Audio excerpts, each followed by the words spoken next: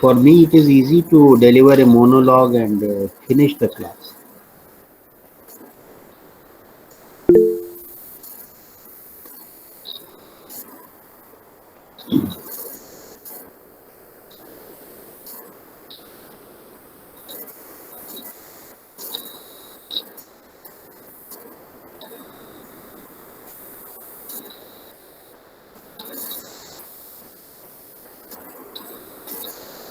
Ashish, can you So, describe? Yes, Reshu. when in earlier times the competition was on the basis of some points or something criteria basis, but now when the power is in the hands of Central Allotment Committee, then everything was on the basis of the availability of the rooms and the space. So the criteria changes in these two situations. I mean, what are the advantages of this kind of arrangement? Just reflect on that. Every decision situation has certain decision criteria, and a need is felt, and because of that, a system is evolved. I have described you an extreme situation in which the house monitor, the senior house of the hostel, in consultation with warden, was deciding who should get a room in the hostel. That's one decision situation.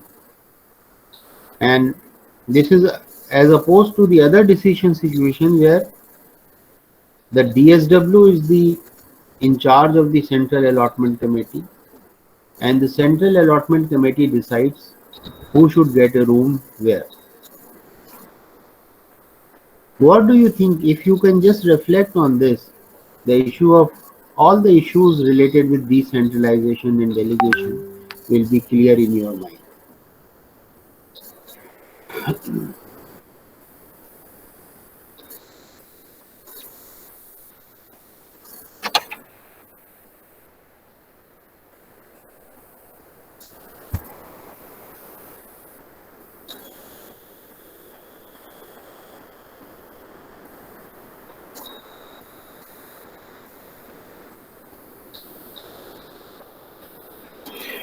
See, the ideal situation in any situation is that the decisions should be taken where there is when where they are close to the action.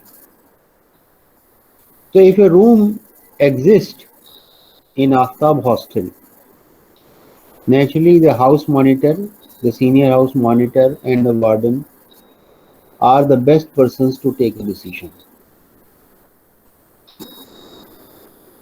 But generally what happens is that in this kind of situation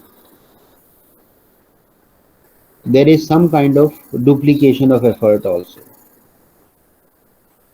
For example, in this case, if I am aspirant of a room in Aftab hostel, but I'm not sure whether I will get it or not, then what I will do, I will put in my applications at other places also, where I may get a possibility of a room. So I will have my options 1 or option 2 and option 3, and I may have to apply at 4 5 places. Now this is as opposed to a central allotment kind of situation where my application is placed before the central allotment committee and it is their job to find me a room.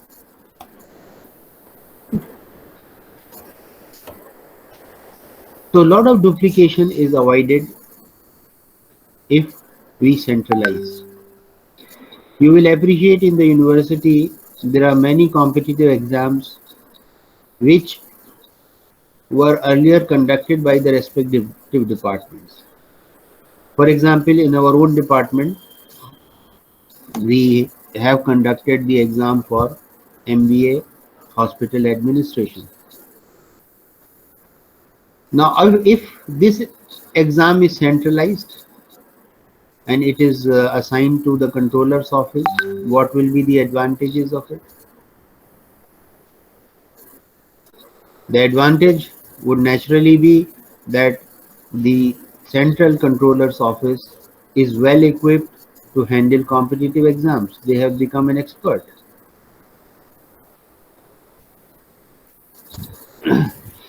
Somebody says that decentralization is more systematic. That is not the point. The point is that if we centralize, we have a lot of economies. If controller office is conducting all the competitive exams in the university, it develops an expertise of doing it over the years. And that has been the case. But what happens is that when this centralization is pushed too heavily, one agency becomes the most powerful agency in the system. And the respective chairpersons, for example, respective departments feel that yes, decentralization results in distribution of power. As opposed to that, centralization results in concentration of power in one hand. Whether it is central allotment committee or controller office doing all the competitive exams, this results in lot of centralization. And often there is a complaint in the university that some of the central offices are even such decisions like, for example, holding of exams. The scheme is finally announced from the controller's office, and it results often in lot of heartburning amongst the functional team members, especially, for example, the departments. Students will write a request to us as chairperson, sir, if you can have this exam scheduled, rescheduled on such and such date. And often getting it done through the controller's office becomes a huge nightmare for all of us. I recall a situation where when I was the chairperson, two exams, initial exams were postponed because of some university level disturbances. And we had to really work hard to get that those two exams rescheduled by the controller's office. So centralization has its advantages because it results in efficiency. It has its advantages because one who is taking all the decisions becomes expert and gradually is able to do that job far more efficiently. And our university's controller office has been holding the competitive exams with lot of preparation, and we have always received a very good response from all the stakeholders that your controller's office is doing a job most efficiently. But then when all the decision is taken by the controller's office, the main academic units, which are the departments, they feel that they are not getting their due and they feel slighted, they feel less involved in the decision making. So there are advantages and there are disadvantages. Sometimes when we delegate to others, there are some issues also. Isco Mintzberg, whom we have studied earlier, he described it as dilemma of delegation. Suppose I am the chairperson of the department and I have to prepare a report of the department. Each year, your university prepares its annual report, and that report is assigned. It is compiled by the respective departments. Then finally, you have an editorial committee at the central level. It receives all the reports of various academic units, and finally, the university's annual report is compiled, and that is sent to the parliament. Now, as a chairperson, suppose I receive this information that the annual report process is on and you have to prepare the annual report of your department and submit it to us. Now, generally what happens is I will seek the help of a faculty member, so that's delegation. So I request the delegator, in this case, that happens to be generally a young faculty member who is energetic, who can gather information from all the faculty members, because you need information like what kind of conferences you have attended.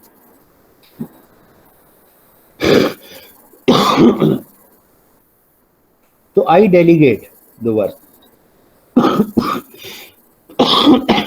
And generally my experience has been that you end up taking more time in completing the job when you delegate it to others. If you have to write it on your own, you can do a much faster job as opposed to asking a faculty member to do it for you. So generally what happens is, when we delegate, first we have to make sure that when we delegate to a young person, we sit with him, do the right kind of briefing to him, what is the expectations from the central office. I should be able to communicate that to him very clearly. Then when I delegate it to him, so generally what happens is, some data which is there in my mind, I am not able to transfer.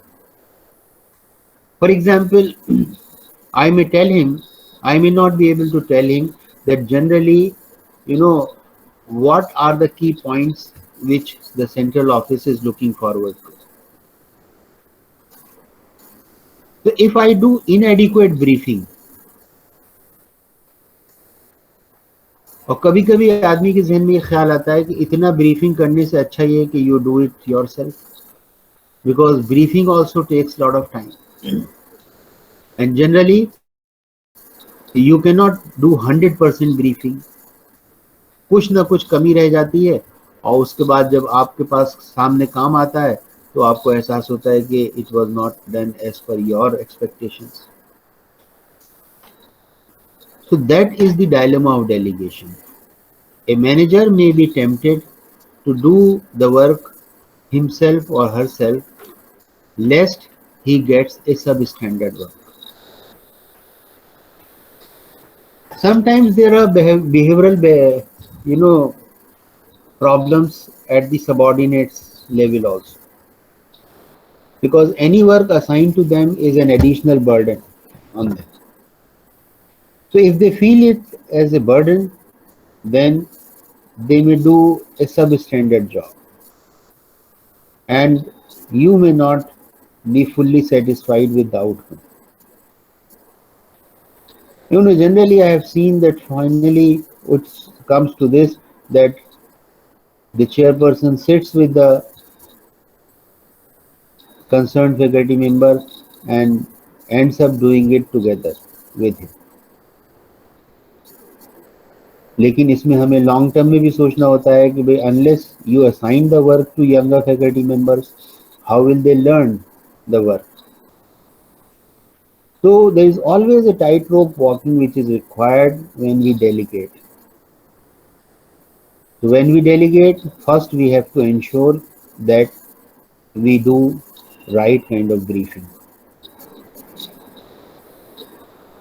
Once we have done the briefing, we have to ensure that they have the required resources. For example, if they require some kind of information from the department's office, we should fully equip them or fully authorize them to collect the required information from the office. If it means collecting data from the faculty members, we should empower them sufficiently so that they can write to different faculty members on behalf of the chairperson that such and such is compiling the annual report. Please ensure that you give the required data.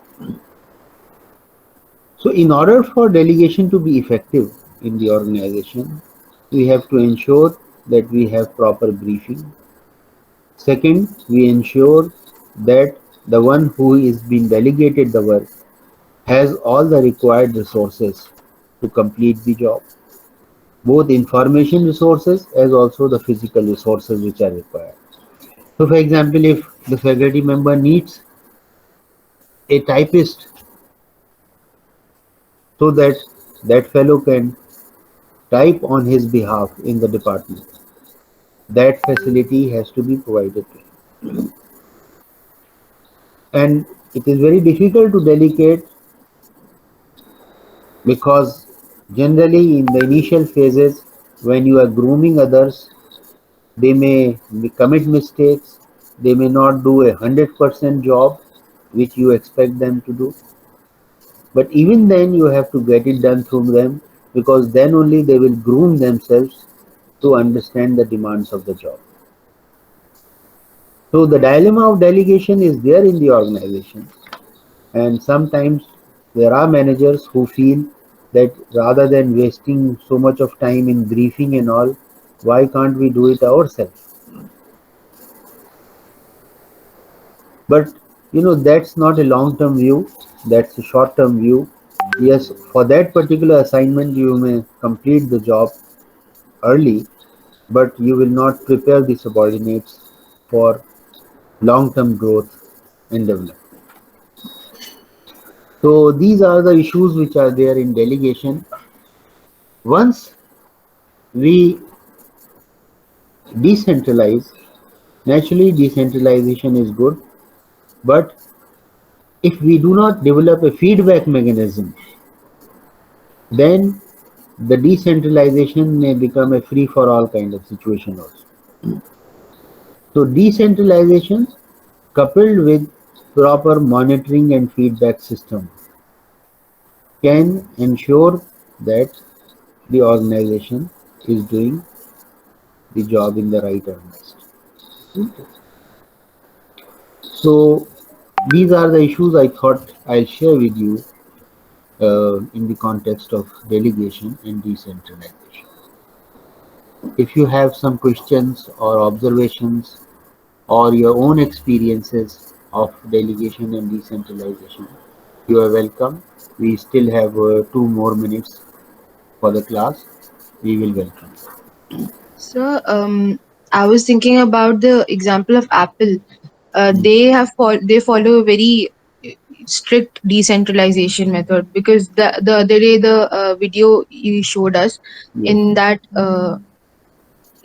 you talked about how Steve Jobs was very he had a free style of leadership, and he had given others the power to decide, and he only met once a week with all the heads, and then he decided, he just got the feedback from them. So decentralization proved to be good in that organization, and that is why maybe Apple stands out among other organizations, because he has given he gave other people more authority to decide, maybe. So decentralization is good in that, I guess. Yes, you are very right. Decentralization is the best option because one, you push down authority to the lower level, so people learn to exercise authority, and it prepares them for higher level responsibilities. But as I said, decentralization coupled with proper feedback and monitoring system. So this 1 week's meetings which Steve Jobs talked about, that was their informal mechanisms to ensure that the progress is taking place in the right direction. So decentralization coupled with proper feedback and monitoring system. If that we are able to create, decentralization is the best thing for an organization. Because then you genuinely empower your lower level employees. And that is what Steve Jobs did for Apple. So, what are the disadvantages of centralization?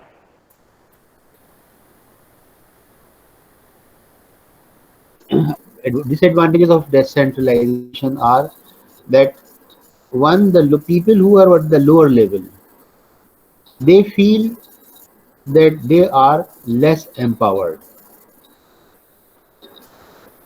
And for example, I gave you the example of that room in the hostel. You know how it will empower the warden and the senior house. They will develop an ownership of the hostel. That it is our hostel. We are deciding the key issues over there. As opposed to a system where you are handed over a list from the central allotment committee that these are the persons who have been allotted a room in your hostel. So decentralization empowers people. It helps them take ownership of the process. As opposed to that, centralization pushes. We talked about the classical view of authority. It's a top-down approach if we centralize too much, and that has its disadvantages naturally.